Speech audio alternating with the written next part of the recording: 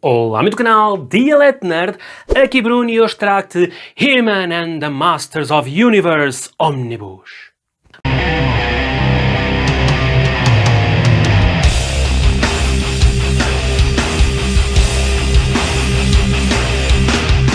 Ora, esta edição traz-me imensas recordações de infância. Eu fui um desses fãs dos desenhos animados que dava do He-Man e os Masters of the Universe. Era fãzaço, adorava, e aqui quando saiu este ónibus pela DC eu fiquei a sentir uma nostalgia tão grande que tive que o adquirir, obviamente. Esta edição é uma edição monstruosa, mas vou passar já isso mais daqui a pouco. Só para mostrar então, esta é uma edição obviamente ónibus, formato oversized, maior que formato americano, não é? Como é óbvio, temos aqui formato americano, obviamente já conhecemos que ele é um oversized, é maior.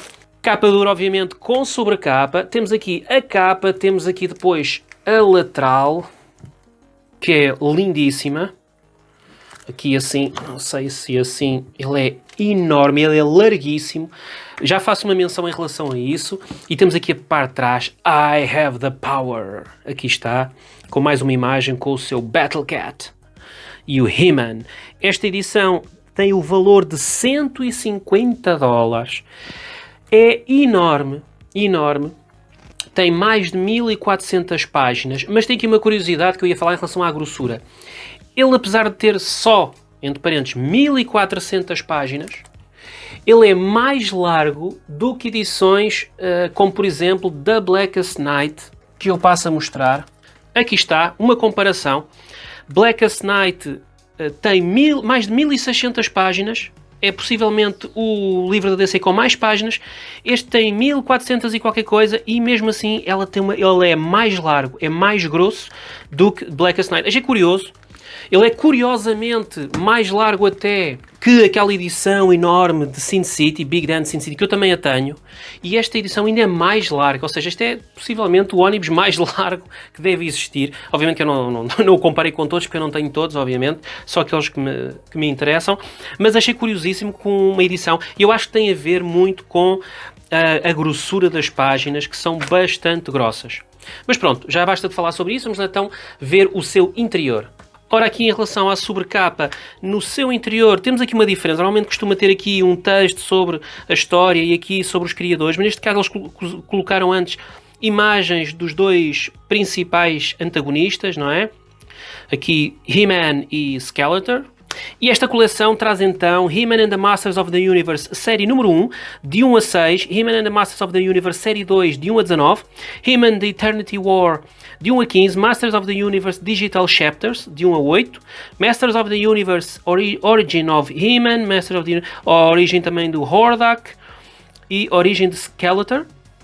Tem ainda DC Universe vs Masters of the Universe de 1 a 6, He-Man e Thundercats de 1 a 6, DC Comics Presents 47, Special Masters of the Universe Preview e Masters of the Universe de 1 a 3, isto é aquelas historinhas de 1983, traz as 3 primeiras. Ou seja, tem um sem número conjunto de, poderíamos dizer assim, umas minisséries. E aqui o interior com um painel, eu passo a mostrar, também lindíssimo este painel.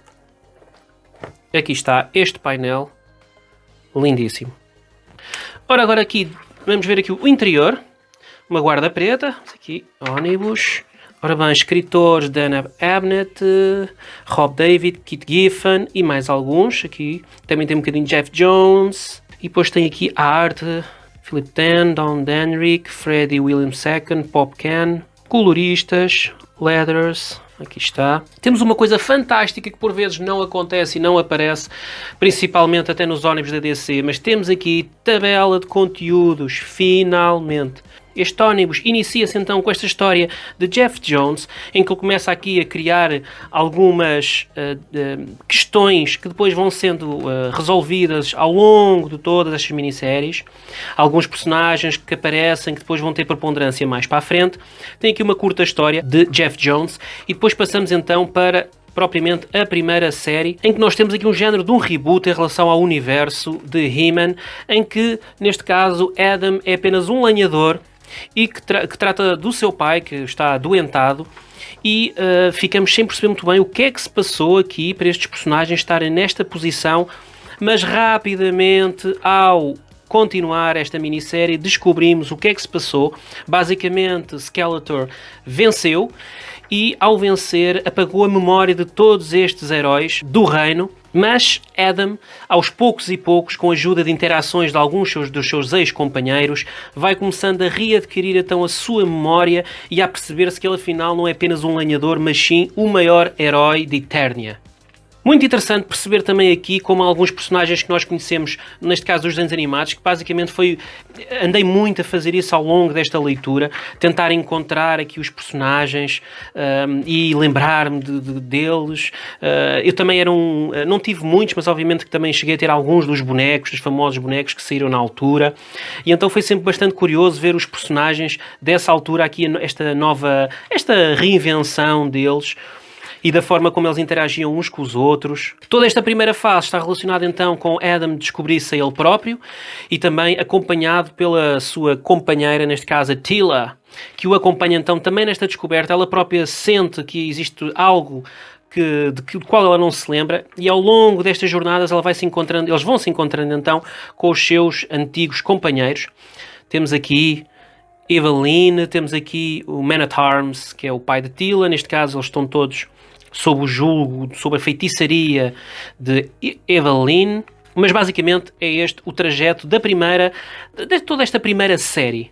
Temos depois, obviamente, também, no final da primeira série, depois do confronto, obviamente, com Skeletor, depois de terem descoberto, então, todo o seu passado, existe uma confrontação com um determinado resultado, que eu não vou mencionar, para não dar spoiler. Temos depois, então, inseridos aqui alguns géneros de edições de origem. Temos Man-at-Arms, temos, então, o He-Man, o Skeletor e o Hordak, que aqui, curiosamente, eu fiquei um bocadinho surpreendido, porque eu tinha a ideia lá está, dos desenhos, não é? Que o Hordak não aparecia quase nunca, porque eu tinha a ideia que o Hordak era um vilão, neste caso, da She-Ra, e não propriamente do He-Man, mas ele tem aqui uma preponderância enorme. Outro personagem aqui muito interessante e muito importante, temos aqui, curioso de eu estar a falar, é este, exatamente, Gorgo. Também é um personagem muito relevante em relação a este ónibus, tem uma preponderância grande, ele sofreu aqui uma transformação. Esta edição é, neste caso, um one-shot do Orco, e como tal tem uma arte completamente diferente, por causa da situação dele ser um personagem sempre muito distinto, em que ele tenta fazer uma magia e sai sempre a magia completamente ao contrário, mas de resto, no futuro, ele tem muita preponderância, no futuro deste ónibus, né? Tem uma preponderância muito grande no desenrolar da história. Temos também aqui, como eu disse, não só algumas origens de heróis, mas também de vilões. Neste caso temos o Trapjaw. Engraçado outra coisa, agora por falar em Trapjaw, lembrei-me que, até por causa desta edição, é uma edição que tem bastante violência, não era aquilo que nós nos lembrávamos dos desenhos dos anos 80, tem bastante violência, temos aqui bastante arte diferente. Eu já passei aqui há muitas páginas, temos visto que há artes bastante distintas. Temos aqui, lá está, a origem de Skeletor, que sempre foi uma dúvida que eu tinha, porque eu nunca me recordo de ter sido dada a origem naquela animação dos anos 80. E outra coisa que acontece mais para a frente, nós temos aqui, lá está a história, Hordak. Eu disse que ele era preponderante e aparece imenso, e é um dos grandes, se não o grande vilão, pois, de toda esta história, se juntarmos todas as minisséries. Uma coisa também muitíssimo interessante é que este ónibus atravessa, lá está, inicia-se com o He-Man que nós conhecemos, lá está, da animação dos anos 80, mas posteriormente a história vai se desenvolvendo e o próprio He-Man vai sofrendo, o He-Man e os personagens vão sofrendo algumas metamorfoses e vão então encaixando nas várias animações que foram saindo dos anos 90, anos 2000, em que a própria outfit e a própria espada do He-Man foi mudando, foi ficando tudo diferente, e eles vão readaptando todas essas visões no decorrer desta história, dão uma narrativa a tudo isso, englobam tudo. A própria She-Ra é talvez, este início da segunda série é fortíssimo, talvez para mim o mais forte de todo este ónibus.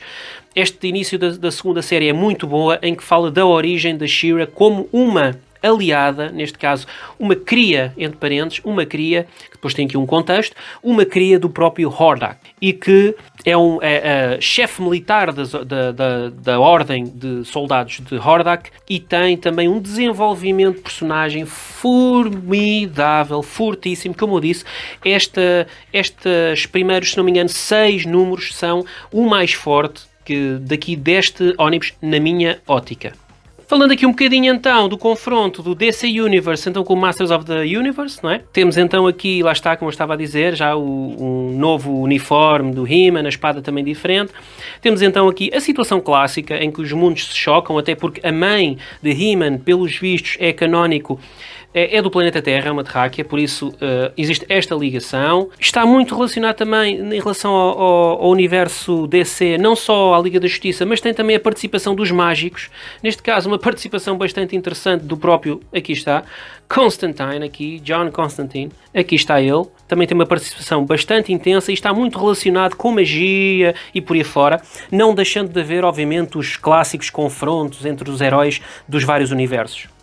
Ora, aqui na história então de He-Man e Thundercats, nesta minissérie, temos uma situação similar, não é?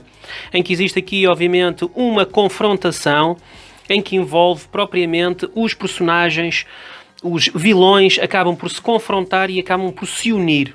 Ao unir-se, e quando é unir, é mesmo unir fisicamente e criar então um ser ultra mega poderoso que desafiam então os dois grupos de heróis, tanto dos Thundercats como o grupo dos Masters of the Universe. E esta história é também muito feliz, acompanhada desta arte que eu acho uma arte muito distinta, muito interessante. Eu tenho aqui que ver, porque tenho que destacar aqui Freddy e William II.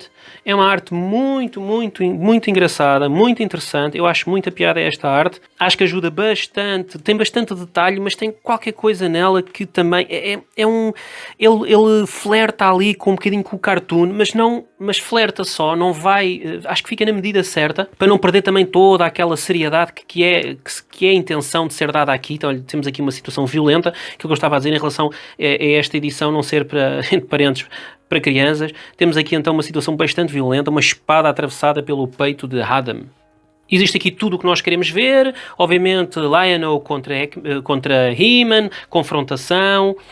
Poderes aqui estão bastante similares àquilo que nós conhecemos em relação às animações. Obviamente que a animação dos anos 80 tinha um He-Man, se calhar, excessivamente poderoso, ao quanto aqui, se calhar, eles são um bocadinho mais... são mais comedidos em relação aos poderes do He-Man, porque realmente eram estratosféricos na animação, mas tem aqui um He-Man na mesma super forte. Aqui está ele enraivecido, então é de um poder, e temos aqui o combate com Lion-O, que é simplesmente brutal. Aproximando-nos então aqui do fim, temos então aqui algumas histórias antigas. Lá está, o Comics Presents 47, em que tínhamos então, foi a primeira aparição, a primeira vez que se cruzaram estes dois universos, Superman e os Mestres do Universo. Temos aqui esta história, uma história curta, interessante, engraçada.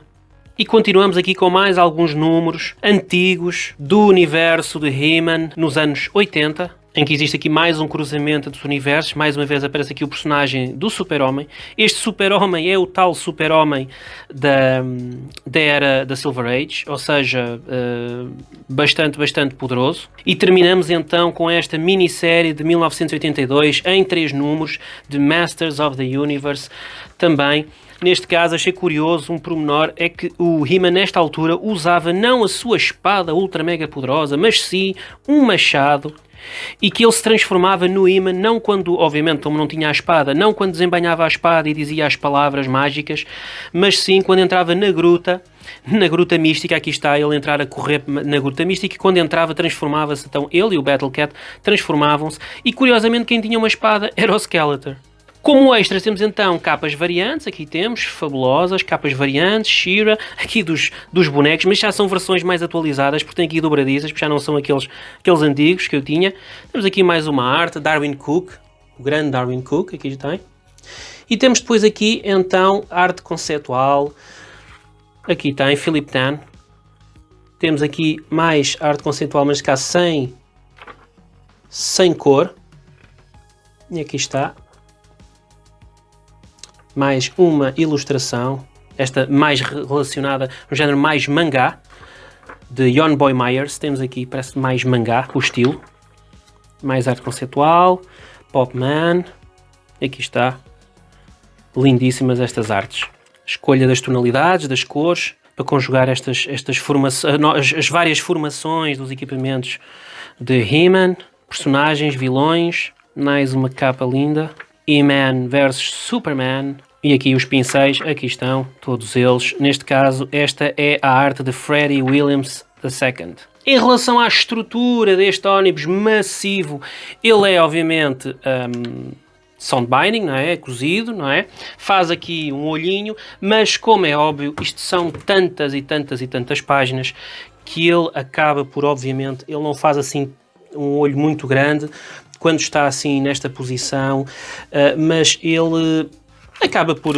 é assim, é grande, não é? É um bocadinho grande, é muito grande, as páginas são muito grossas, o que faz com que haja alguma dificuldade na abertura do livro. Lá está, faz assim, esta é a altura máxima, mas claro que isto é assim, usando, lendo bastante, dando-lhe cada vez mais, fazendo-lhe um bocadinho mais aquela técnica para ajudar a esticar mais a cola, para ela não estar para não ficar tão tensa. Eu acho que acredito que melhorará bastante e dará ainda mais prazer na leitura desta obra. E pronto, este foi então o vídeo de Masters of the Universe Ónibus. Se já leste este ónibus, o que é que tu achaste? Concordas, não concordas com aquilo que eu disse? Tens alguma apreciação maior a fazer? Deixa nos comentários. E se gostaste deste vídeo, partilha, comenta, dá like, segue os links do canal para fazer as tuas compras e ajudares a comprar. Podes comprar este ónibus ou outros e ajudas o canal a crescer cada vez mais. Até mais!